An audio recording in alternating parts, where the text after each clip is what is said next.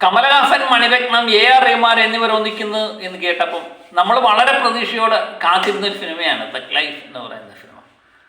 തിയേറ്ററിൽ നിരാശപ്പെടുത്തുന്ന പ്രകടനം തന്നെയാണ് ഈ ടീം കാഴ്ചവെച്ചത് എന്നുള്ളത്.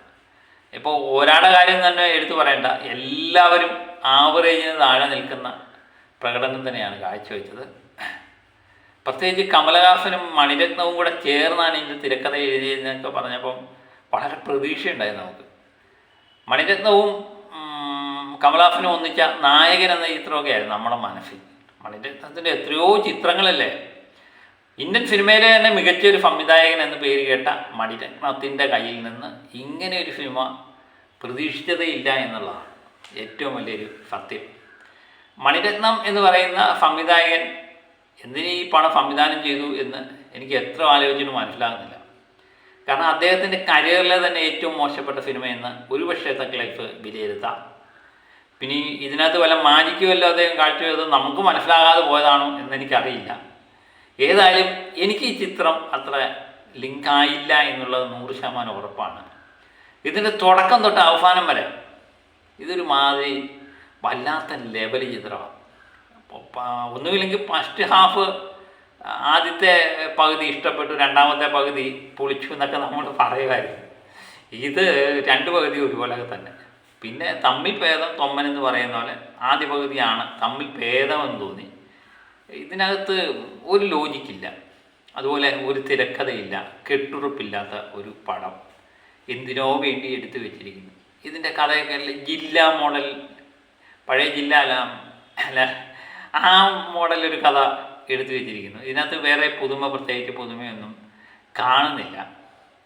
പിന്നെ ഇതിനകത്ത് കമലഹാസൻ എന്ന് പറയുന്ന കണ്ണുകൾ കൊണ്ടുവരെ അഭിനയിക്കാൻ കഴിവുള്ള ഒരു നടൻ, മികച്ച നടന്മാരിൽ ഒരാളെ കമലഹാസൻ എന്ന് പെടുത്തും. പക്ഷേ കമലഹാസൻ്റെ കഴിഞ്ഞകാല പ്രകടനങ്ങളെല്ലാം കുറച്ച് നാളായിട്ട് നിരാശപ്പെടുത്തുന്ന പ്രകടനം തന്നെയായിരുന്നു.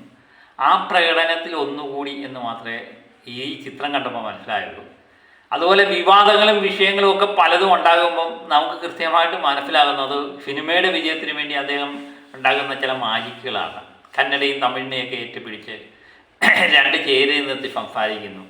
അത് തമിഴ്നാടിൻ്റെ ദേശസ്നേഹമൊക്കെ ഉയരുകയും തമിഴ്നാട്ടിൽ ഇത് വൻ വിജയമായി മാറും എന്നുള്ള ഉദ്ദേശം. ആദ്യ 2 ദിവസങ്ങളിൽ ഒരുപക്ഷെ അത് വിജയം കണ്ടേക്കാം. കാരണം ആദ്യ ദിവസം തമിഴ്നാട്ടിൽ നിന്ന് മികച്ച കളക്ഷൻ ഇത് നേടും എന്ന് തന്നെയാണ് പ്രീഫെയിലൊക്കെ നോക്കുമ്പോൾ നാം മനസ്സിലാകുന്നത്. പക്ഷേ എനിക്ക് എത്ര ആലോചിച്ചിട്ടും ഈ മണിരത്നത്തിൻ്റെ ഈ പിഴ എങ്ങനെ പറ്റിയെന്ന് എനിക്ക് ഒരിക്കലും പ്രതീക്ഷിക്കാൻ വയ്യ. കാരണം അദ്ദേഹം കുറച്ച് പടങ്ങൾ ചെയ്തു വെച്ചിട്ടുണ്ട്. എന്താ പറയുന്ന 20 ബോംബെ എന്നൊക്കെ പറയുന്ന ചിത്രങ്ങൾ നമുക്ക് തന്ന ഒരു വൈബുണ്ട്. ഇപ്പോഴും മറക്കാൻ പറ്റാത്ത ആ ചിത്രങ്ങൾ. ആ വ്യക്തി തന്നെയാണോ ഈ ചിത്രം ചെയ്തത് എന്ന് എനിക്ക് ഒരിക്കലും ചിന്തിച്ചിട്ട് മനസ്സിലാകുന്നില്ല. ഒരു കാരണവശാലും അദ്ദേഹം ഈ ചിത്രം ചെയ്യേണ്ടായിരുന്നു. ഒരുപക്ഷെ കമലഹാസനെ രക്ഷപ്പെടുത്താൻ വേണ്ടി അദ്ദേഹം ചെയ്ത ഒരു പടമാകാം. അവർ രണ്ടുപേരും കൂടാണ് തിരക്കഥ എഴുതിയത്. രണ്ടുപേർക്കും എന്താണ് തുല്യമായിട്ടുള്ള പങ്ക് തന്നെയുണ്ട്. തിരക്കഥ വളരെ മോശപ്പെട്ട തിരക്കഥയാണ്.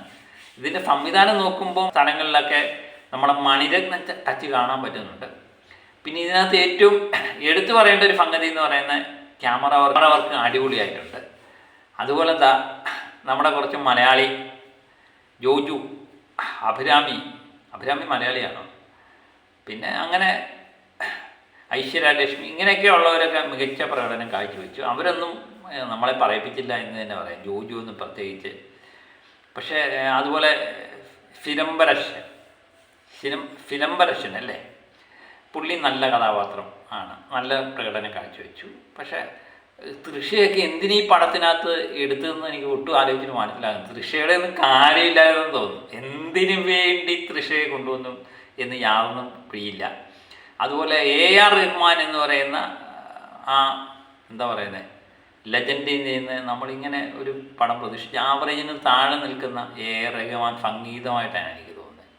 ബാക്ക്ഗ്രൗണ്ട് സ്കോർ ആയാലും എവിടെയും അത് AR റഹ്മാൻ സ്റ്റൈലിലേക്ക് ഉയർന്നില്ല എന്നുള്ളതാണ് ഇതിൻ്റെ ഏറ്റവും വലിയൊരു പ്രത്യേകത. പിന്നെ ഇതിനകത്ത് കഥാപാത്രം നാസറുണ്ട്. അവരൊക്കെ വലിയ കുഴപ്പമില്ലാതെ അഭിനയിച്ചു എന്ന് പറയാം. അതുപോലെ മിക്കവാറും എല്ലാ കഥാപാത്രങ്ങളും ഈ ഫ്രെയിമിൽ നിന്ന് പുറത്തു പോയി അഭിനയിച്ചു എന്നാണ് എനിക്ക് തോന്നുന്നത്. കഥയുമായിട്ട് യാതൊരു ബന്ധമില്ലാതെ എന്തൊക്കെയോ കാണിച്ചു വെക്കുന്നു എന്നുള്ളതാണ്. സത്യം പറഞ്ഞാൽ ഇവർക്ക് അഭിനയിക്കാൻ ഒരു വ്യക്തമായിട്ടൊരു കഥയില്ലായിരുന്നു എന്നുള്ളതാണ് ഈ ചിത്രത്തിൻ്റെ ഏറ്റവും വലിയൊരു പോരായ്മ.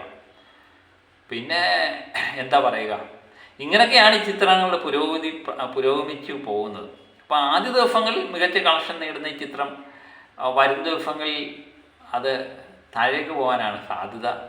അതുപോലെ കമലഹാസൻ്റെ തുടർച്ചയായിട്ടുള്ള പരാജയ ചിത്രങ്ങൾക്കിടയിൽ മറ്റൊരു പരാജയ ചിത്രം കൂടി കമലഹാസൻ ചേർത്ത് വെക്കും എന്ന് തന്നെ നമുക്ക് ഇതിൽ നിന്നും പ്രതീക്ഷിക്കാം. പിന്നെ വിവാദങ്ങളും ഒക്കെ ഈ ചിത്രത്തെ വിജയിപ്പിക്കുമോ എന്നുള്ളത് വരും ദിവസങ്ങളിൽ കണ്ടു തന്നെ അറിയാം. അപ്പോൾ ചിത്രം കണ്ടവരാണെങ്കിൽ കമൻറ്റ് ചെയ്യുക, ചിത്രം കാണാത്തവരാണെങ്കിൽ തിയേറ്ററിൽ പോയി കാണുക. ഏതായാലും നമുക്ക് ഭയങ്കര ഒരു പീഡനം തന്നെയാണ് ഈ ചിത്രം നൽകിയത്. ഓക്കെ, മറ്റൊരു വിഷയമായി വീണ്ടും എത്താം. Okay, by.